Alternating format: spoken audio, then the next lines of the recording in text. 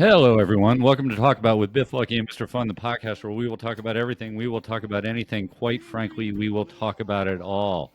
We are doing this, contrary to what I said last week, we're doing this remote yet again. But before we say hi to everybody here, real quick, Rockfish just sent me that song. That's a acoustic version of somewhere. He did it with a guitarist down in Florida. So I just thought I'd put that. I will put a link. There's a YouTube video that goes with it. So hopefully everybody will listen to it.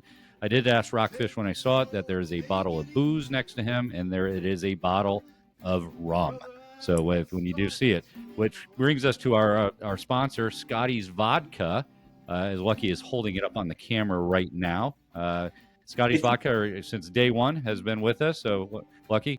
Did you know it took 10 years to perfect this smooth vodka? Maryland made, Maryland smooth. 10 years. I did not know that. He was experimenting with it for 10 years. It says it on the back of the bottle here. Oh, I'm surprised we didn't know that by now. But yeah. Drink more Scotties, and I know Mr. Fun was at the beach all weekend with friends. Maybe not Scotties, but drinking a lot. I can tell you that. I did drink some Scotties when I was down there. We went to the crab cake factory, and I had a Scotties and club with a lime. I actually asked him to put in 2 limes. Oh, good. Make me feel special. Back to Rockfish real quick. I'm going to plug for some of his shows. They are doing some shows in Virginia. Thursday, June 19th, 6 to 9 p.m. at the 606 Club in Whitestone, Virginia, for anybody down there in the Northern Neck area. I believe that's where that is. Saturday, June 21st, 10 to 2 p.m., so midday. The Slips Marina in Kinsale, Virginia.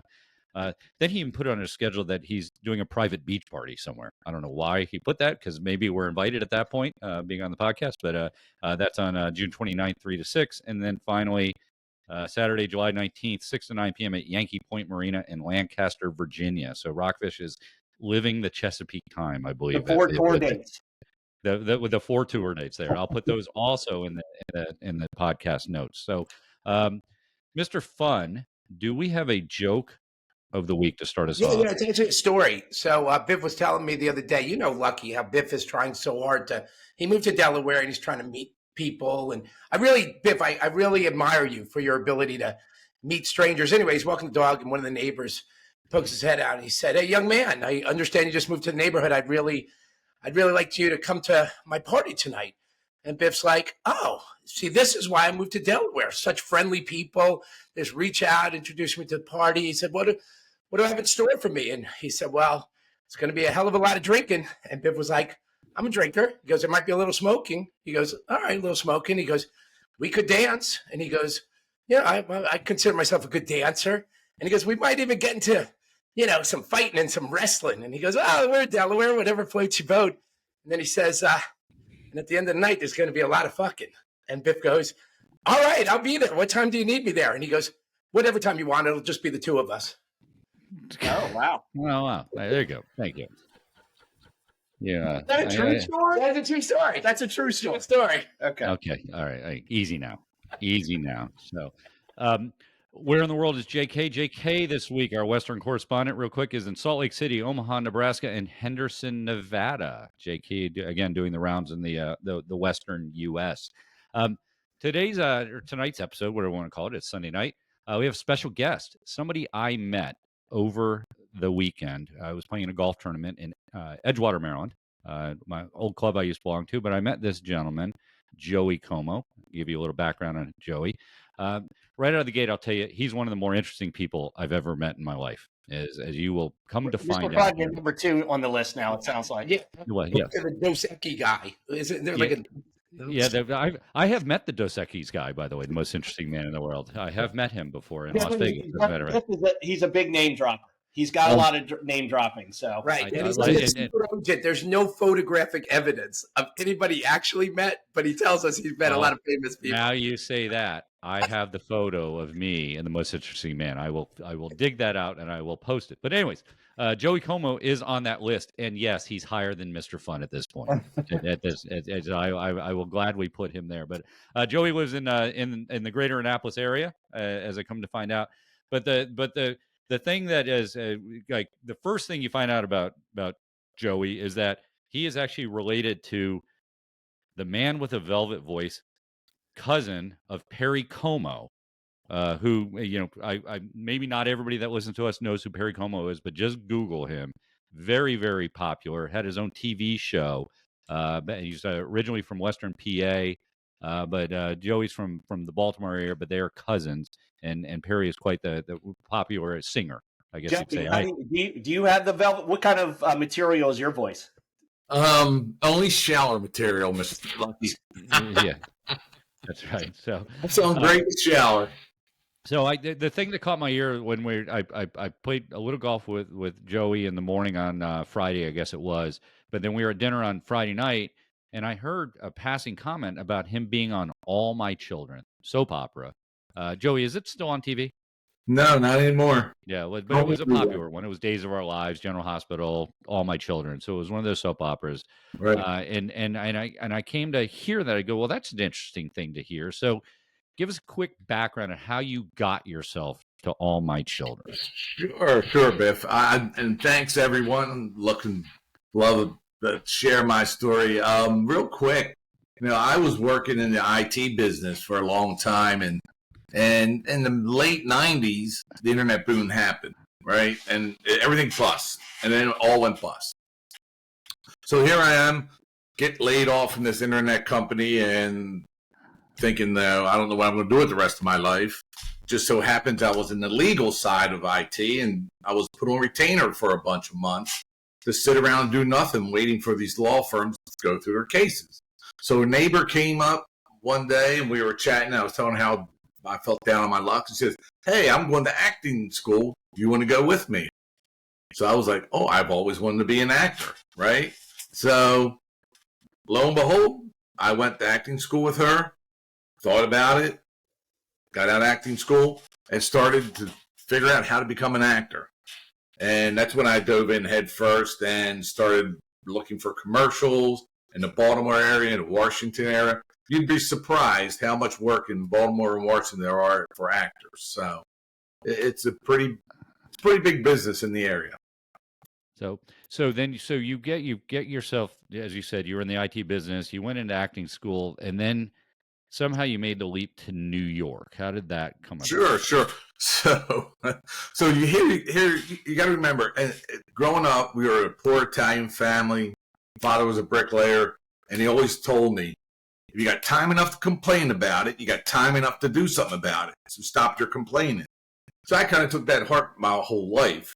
So when I'm into acting, and I'm starting to do commercials and starting to get little parts here and there on local TV stuff. And then, West Wing was shot in DC, got some work on West Wing. And then, people were like, "Oh, why are you doing that? You'll never be anything." So right there with me, it was like, you know what? Why can't I be that guy on TV? Why can't I be on that show? So I just happened to be doing a commercial with a lady, and she said, "Joe, you should be on a soap opera. You look like you could be on a soap opera." What is it about a soap opera? What do the men in soap operas look like? Like me. Come on, look, you got to remember, back then I was really good looking. This is just, Yeah. So here she goes. She says, so back in the old days, right? There used to be a book. It was a long, thin book that actors used to find. I believe it was called the Ross Report. In that book had every single show on TV and every single casting director and where it's shot and phone numbers of all these places. So she says this to me. I'm like, huh. So back then I put like $100 together, bought this book that was about that thick and long and narrow, get the book, it got mailed to me. So I'm go to the soap operas. I go right down. First one was All My Children. Right? Alphabetically. Right? So here I am. I'm like, okay. I tried to call once. No one answered the phone. I'm like, I don't know. I've never really spent a whole lot of time in New York to understand the whole world of acting up there. So I made this decision that I'm going to get my old beat up Ford truck. I'm going to drive to New York, walk up to that building, and see what I can do. So I drive to New York. Don't know where I'm going, driving in, go through this tunnel, I think it was the Midtown Tunnel, find the parking garage, park, And you got to remember, this is really before cell phones were real popular, before everyone had the internet. So here I am. I'm in New York. I'm looking around.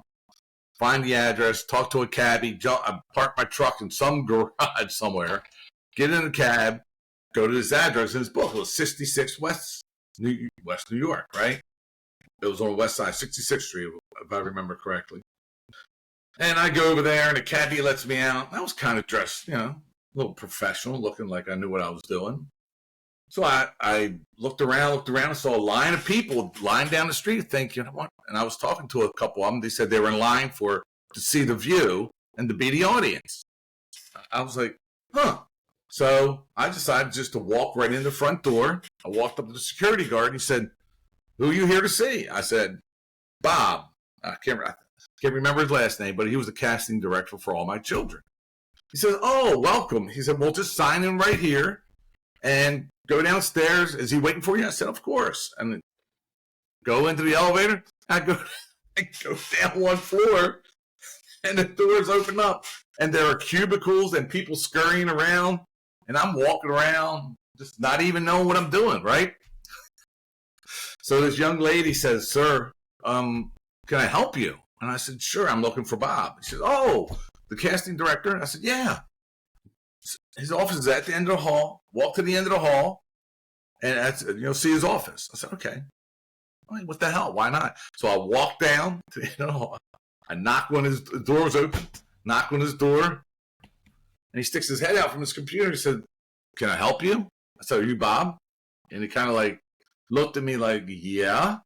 I said, okay, I'm Joe. He says, do I know you? Do I have an appointment? I said, no. So what do you want? And I said, I want to be on All My Children. And he looked at me, He's like, come in and sit down. So I sit down. I had my headshot, right? I give him my headshot. I give him all my information. And he just looked at me like, I can't believe. He's like, how'd you get here? How'd you get down here? I told him I was here to see you. And he said, and they let you down? I said, yeah. I mean, this is before 9/11 and all that. So we're talking, and he spent about a half hour just talking to me, just picking my brain and talking about what I've done. And he says, give me your stuff. If we have an opportunity, I'll call you. So I said, hey, thank you for your time. Left, got my little beat-up Ford truck, drove back to Maryland. Next day, he calls me on the phone, and he says, I've been thinking about you, and I just can't believe that you did what you did, but you want to come up, be on the show? I was like a Wednesday, one Friday. I said, sure. So I drove up there. He gave me all the information, drove up, and that was on his show. And I was his go-to guy many times when people were just not showing up. So, and fast forward, I ended up getting an IT job in New York City, so I was up there more, so I could be available for him. And I did that for about 3 years, off and on. And that was your only acting gig at that time? I was doing commercials still. I was doing other things. And you got to remember, they don't want you on in soap operas for more than someone starts to recognize you, because then people start to think, oh, who's that guy? Where is he? He was on before. So Bob would be very cautious about how many times he would put me on. One time I was an art critic. One time I was a cop. One time I was a lawyer. One time I was never a butt double, but I could have been. So, No love scenes? But what's that? No love scenes? No. But I met Susan Lucci. We sat down, had a wonderful conversation with her. Her husband from Austria. I was just skiing in Austria, so we were talking about skiing in Austria. And I should have asked her to give me an opportunity right there. But we got talking and things got a little busy, and I didn't get a chance to talk to her again. But it was a lovely lady. I mean, Did you leave out any details about being on the casting couch with Bob, or were you across the desk from him? We were across the I don't desk. know why he took such a liking to you. I don't know. I told you I was better looking back in. I don't know. Hey, speaking of casting couches, is that true in the business? Like, how would you explain that? Well, I met a lot of people in the business, right? And unfortunately, there are people who take advantage of women or whoever who are trying to get in the business, and it's a shame. And I really just hated to hear those stories, but it's a tough business. Like I said, if you could camp out for 5 years and live on peanuts, right? That's what equivalent would be in trying to make it as an actor. Back when I'm a member of AFTRA then. You had to be on the soap opera. And then now they merged with SAG. But the average salary across all actors is like, back then was less than $50,000 a year. And I'm talking about including all the other big famous actors, right? So you think about trying to live on that little piddly salary. It's tough, and that's why many of them had bartender jobs. They were waitresses. They do whatever they had to do to try to be there. And the unfortunate thing about it, you get a phone call. You may have an important meeting, maybe at work, but they want you there. Oh, you can't make it? Well, I'll call the next guy on my list. So really, it is a dog-eat-dog business, if you would say, man. I will say this, Joe. You have a bit of a Baltimore accent. Can you neutralize your accent so to be more, national, if you will? Yeah, sure. When I met a wonderful woman working in legal, and she told me, son, you're going to be good, but we're going to do two things. We're going to get rid of your accent, and we're going to get you a new set of clothes. You're not in Dundalk anymore. Joey, I used to have it still comes out, but the Baltimore twang, that's what they refer to it as. Right. Like you had it too. Yeah, I do. And when I'm relaxed and talking like that, it really starts to come out, when I'm in a real work environment, I kind of just sharpen it up and just try and I used to live on peanuts, and I got as big as an elephant. Very good. Yeah, I got a good joke. I got a good joke for acting joke. Yeah, let's hear it. Okay, so there's this guy, and he goes to this casting director, and he gives him his stuff. And the guy looks at his stuff, and his name is Penis Van Lesbian. And the casting director says, he says, you got to change your name. And he says, I can't change. My penis is my great-great-grandfather's name, my uncle's name, my father's name. It's been passed down for generations. I can't change my name, Penis. And so when he's trying to get jobs, could never get jobs. So he was the only casting director to tell him to change his name. So 40 years go by. He writes the guy a letter. He says, dear casting director, here's $100. I changed my name. Sincerely, Dick Van Dyke. Very good. Very good. So you as you just described, you talked your way into All My Children, and right. And in another story that I heard the other night was, and Lucky is one of the bigger Orioles fans in the area. You mentioned how you watched an Orioles game from the dugout, right? And how does one go about doing that as John Q. Public? So it was. And again, in life, sometimes you just ask and you try to figure things out. And one day I get a call from a good buddy of mine. He says, Joey, he says, grab your camera. We're going to be press at the Oriole Park. This is the year they went on. When they were on strike. It was the year they went on strike. But I can't remember what the year. Like 95 or something. 95, okay. Yeah. Around 95. He said, just show up, grab your cameras. Show up the park. So I show up there. We go into the meet my buddy. Go into where the press go in. We say our names. Here's a press pass for you, and here's a press pass for you. And I looked at him, and he looked at me, and we just laughed. We put the press passes on. We went up to the press box and hung out at the press box, eating the food. Before the game, we were hanging out on the field. The funny thing is, we're standing on the field. We saw some buddies we knew, and they're screaming for us. And they're hollering. They're like, oh, from the stands? Yeah, from the stands. So, if you remember Ernie Tyler used to sit on I remember his name, Chris. Yeah. Ernie Tyler used to sit on a little stool like in between the dugout and the plate. And he did that forever, right? Lucky, I mean, good grief. Yeah.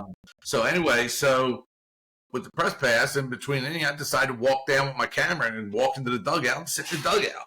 So I'm sitting in the dugout for 3-4 innings, taking pictures, listening to the managers, listening to the players, and Cal was there, and so I'm sitting there and I'm laughing because I can't believe no one's asked me for my credentials. I just walked on the field with my press pass, walked in, sitting in the dugout in the camera well. So anyway, so I go back upstairs because I had to use the restroom and grab a bite to eat. So I come back down, and it was still the inning. The guy was still pitching, so I was standing up behind the plate, where the press would walk out onto the field. So I'm just standing up there, and finally I see this. The pitcher kept going like this. I'm like, I wonder what he's doing, right? He was waving at me to sit down. So Ernie Tyler comes over. Ernie, I said, what's wrong, Ernie? He said, who are you? I said, what do you mean? I'm with the press. He said, you see your pass. He said, you're not supposed to be down here. Get up in the press box. So he wouldn't let me back in the dugout after that. So here we are. We're up in the press box.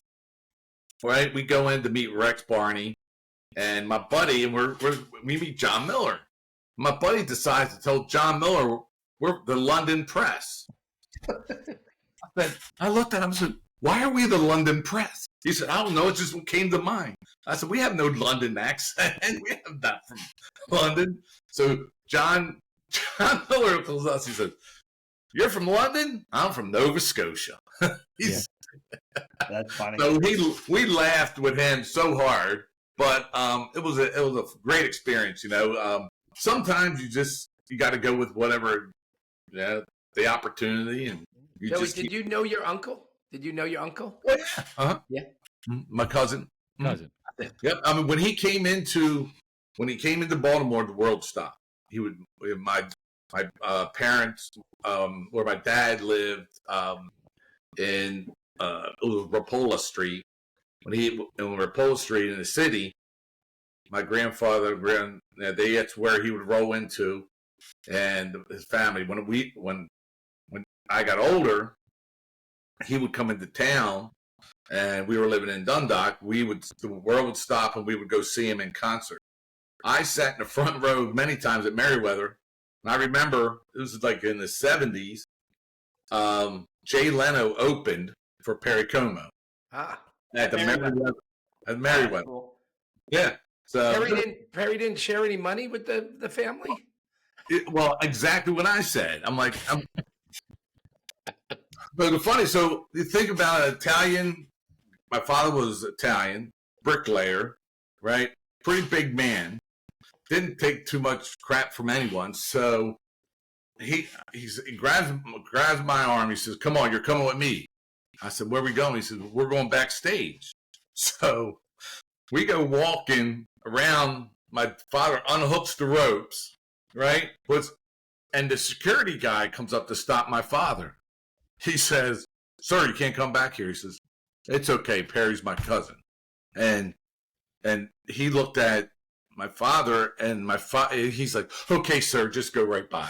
So we walked right back in. We were hanging with Perry. All the rest of the family came in with them, and we sat around. He had every type of Italian food. When we went to his dressing room, the kids, when we were kids, I was what grade I was in. We hit the cookie bar that he had in his dressing room. So of all the sweets, and so that was great. I feel blessed. The kid can't rub two pennies together to have that experience. So in all of your years in this acting biz, give us some of your name drops, like your best interesting people you met. Give us your top couple. I'll give you a funny story. Okay, so here I am. I want to make it, man, because I just want to show everybody I can do this. So I get a call from Sex and the City, right? Casting over there. Hey, can you come out? Blah, blah, blah. I said, sure. So I want to be a paparazzi, right? So we're out there shooting a scene in New York City. The sky's open. It's pouring down rain. So the three main actresses in Sex and the City, Sarah Jessica Parker, right? And Kristen Davis, and I don't remember the other one. Cynthia Nixon. Yeah. Well, the one that played the real bitchy one. God, the blonde. Yeah, the blonde. I forgot her name. yeah, I forgot her name too. Anyway, so it's pouring down rain. So they're standing under this canopy. So this is right when she broke up with her boyfriend, right? This longtime boyfriend was all over TV, blah blah blah blah. So yes. So I decide. I was talking to my buddy. I said, "Look, she just broke up with her boyfriend. I want to go ask her if I could have a date." He's like, "No way, I can't do that." I said, "Why not?" So I walk over there. I introduced myself. She's looking at me like, "Who the hell are you?" I said, "Let me ask you, do I have a chance?" And she looked at me. She said, "What do you mean a chance? A chance for a date?" Dude, that woman looked at me. If looks could kill, she walks away, disappeared for hours, and made us all stand around and wait for her to get over her temper tantrum. You think you were thinking about it? Took all that time to say no? Because you were so attractive? She was, she kept looking out the window at me. I don't know what she was. That's so funny. But and the casting director was so upset. The guy who was running the show was upset with me. So, but I did the show with Tom Cruise and DC. Mission Impossible. Mission Impossible. So I'm shooting the scene, and the guy who the director was Ridley Scott. No. Who's the director for like E.T. and all those? Oh, Steven Spielberg. Spielberg, right? Spielberg was there, and he's directed me, and he's saying, "I want you here, there, and do this, and do this, and do this." I'm like, "Oh, cool! I'm getting directed around by Steven Spielberg." So, so he puts me in the scene, and I'm dancing with this woman because I was a pretty good dancer. So the next day, they didn't finish the scene that day, so they're like, told everyone, "Come back tomorrow so we can finish the scene." Right? I'm supposed to be at Ocean City golf trip.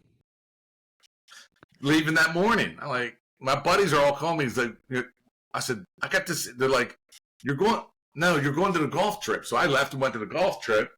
I saw the girl later on. They said, "Steven Spielberg, if he remembered your name, you'll never act anywhere else." He said, "You blew up the whole scene because you didn't show up." Oh, jeez. Oh, wow. He said he was fuming because they had us dancing together in this whole scene. But all right, I kept trying. Yeah. You ever make any movies with a zombie apocalypse? No zombie apocalypse, not yet. So I had a provocative question. I was going to bring it out but I'll bring it out anyway, even though you didn't have any movies like that. If there was a real zombie apocalypse, Joey, what would you take from your house? What would I take from my house? Yeah. Would you take your Perry Como signed autograph picture from your wall and run away and hide from the zombies? Your giant headshot that's behind you. A giant headshot. I'd probably grab my guitar.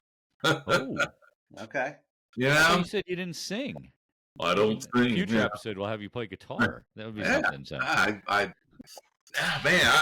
That's a good question. What would I take? I would take a case of Scotty's vodka. Scotty's handmade.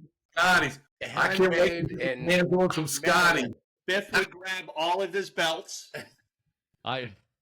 Does Joey know? Joey know. Let me tell you about the man you played golf with. Okay, you may not know this, right. But some days he gets up. He gets up and he looks in his closet, and there in his closet is a white pair of pants. And he says, "Let me see if I can rock some people's worlds today and wear this white pair of pants out." And that's what he does.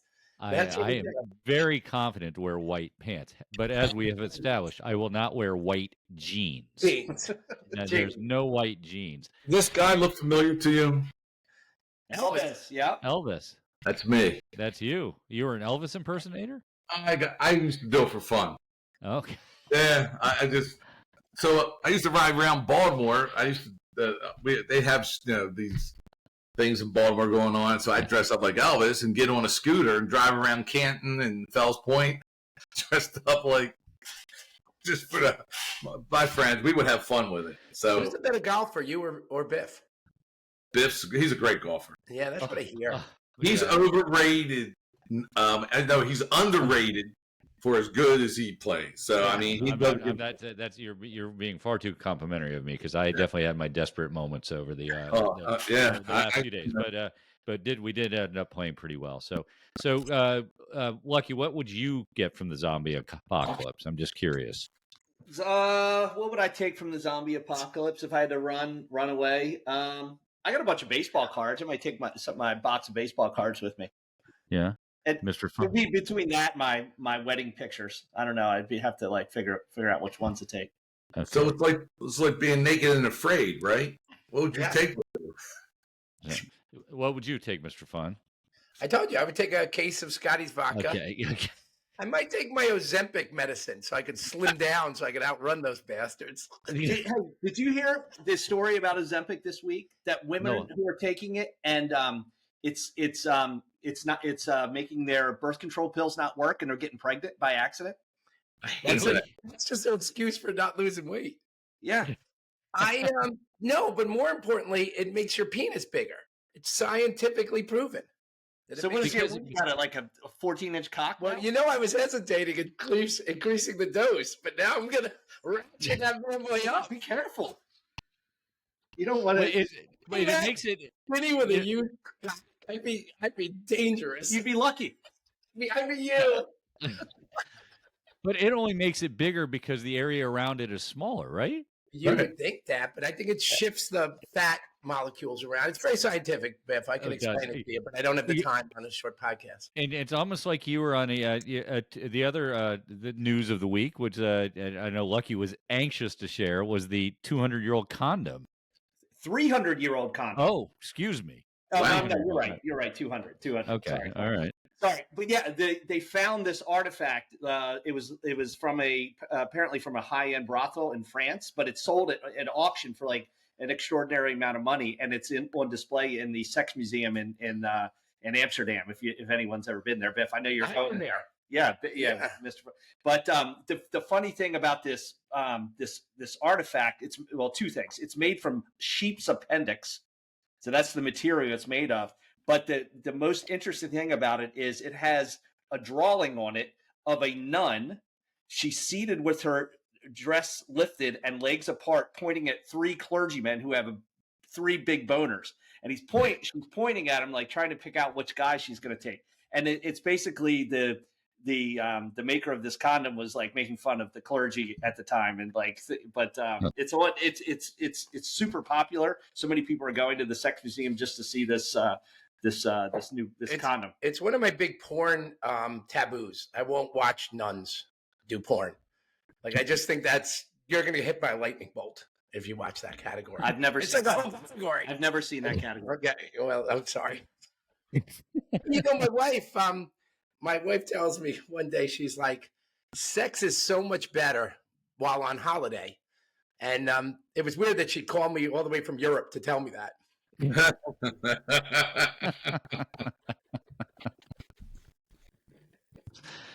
But in all seriousness, weren't condoms in the old days made by? Weren't they pre latex or whatever? Weren't they made out of sheepskin? Right? Yeah.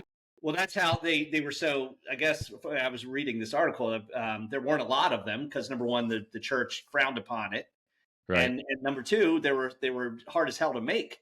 And so when the latex versions of them came out, that's when they started getting mass produced, and everyone's put them in their wallet, and they stayed there forever. Mr. Fun, that is Lucky's dream to research a story about condoms and sex. Yes, let's be like it's a theme, Joey. You must understand this. He hasn't started talking about AI robots, or what's that show that with Megan Fox that we were talking about? It's called Subservience. Subservience. About an AI robot that becomes subservient. and it's making Fox, and she's hot as shit. And we saw I talked about the news article a couple weeks ago, these real robots that people are starting to buy. Yeah. I asked my wife, I said, honey, how do I turn off Alexa? She said, get naked and stand in the middle of the room. You turn everybody off that way. Well, here's a question for you. Do you know when AI was started? Probably in the 60s. So it was started they coined the phrase in 1956. So I give lectures and talks about AI and the impact it's happening with industries like healthcare and different industries. But the impact of AI on just healthcare alone is tremendous. It's billions and billions of dollars are being invested in AI to help improve, not necessarily being able to diagnose, which you're not allowed to have that happen, but AI is something that will improve the workflows of the administrative side of healthcare, right? Yeah.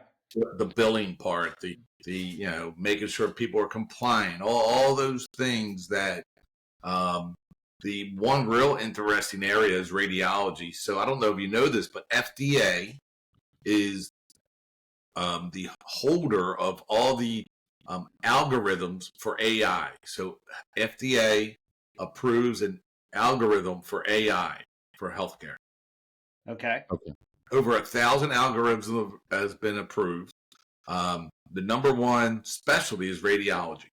AI can read an image better than radiologists and better than so it's like a 5-to-1 factor.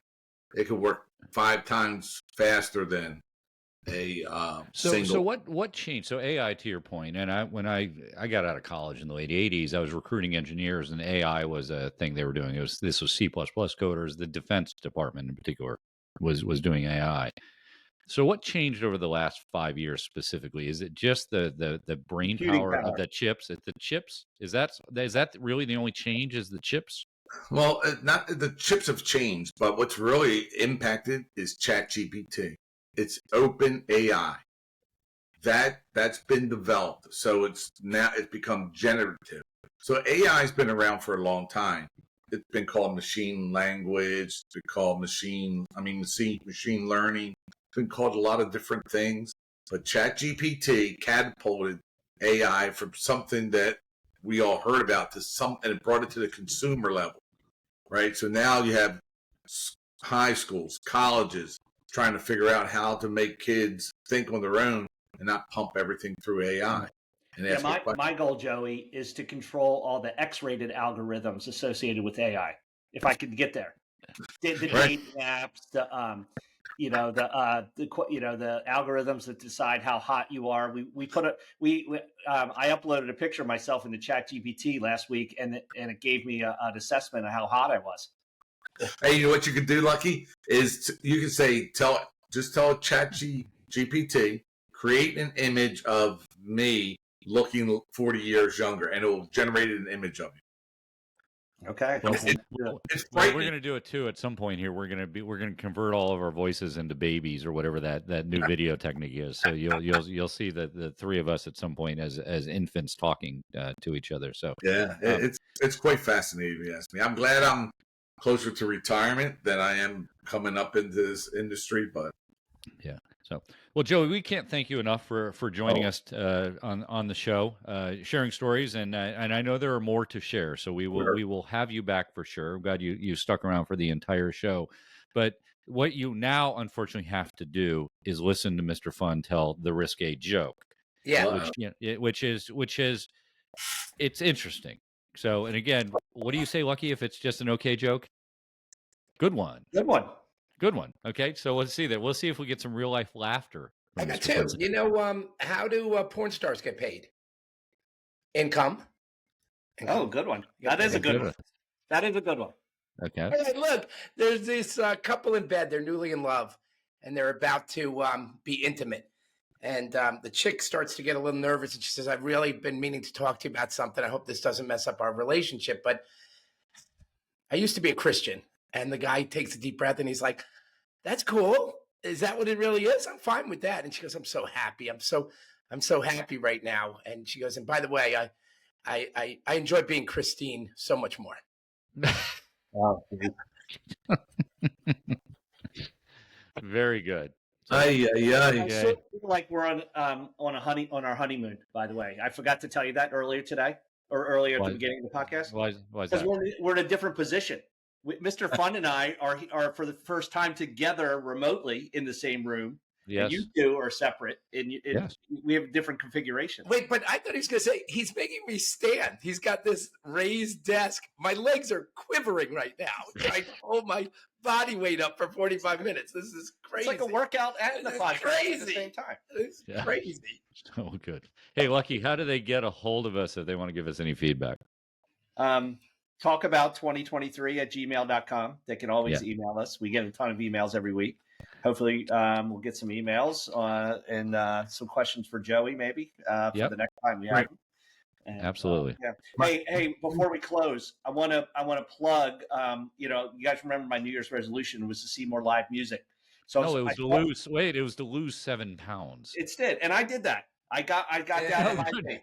I 100% did. It's debatable. Yep. But live music, and I had a double dosage. I saw my brothers play in a band twice this weekend, Friday and Saturday night in Annapolis.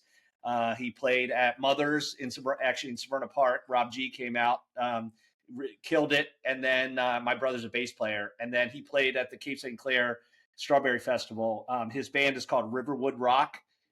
They play all original stuff, and to see my little brother play for the first time was pretty amazing. So I just wanted to put that out to him. I forgot to mention last weekend it was funny enough. I was on the driving range 5:45 on a Sunday night. I get a call. Do I want to see Pat Benatar at the Freeman Stage in Bayside in Selbyville, Delaware?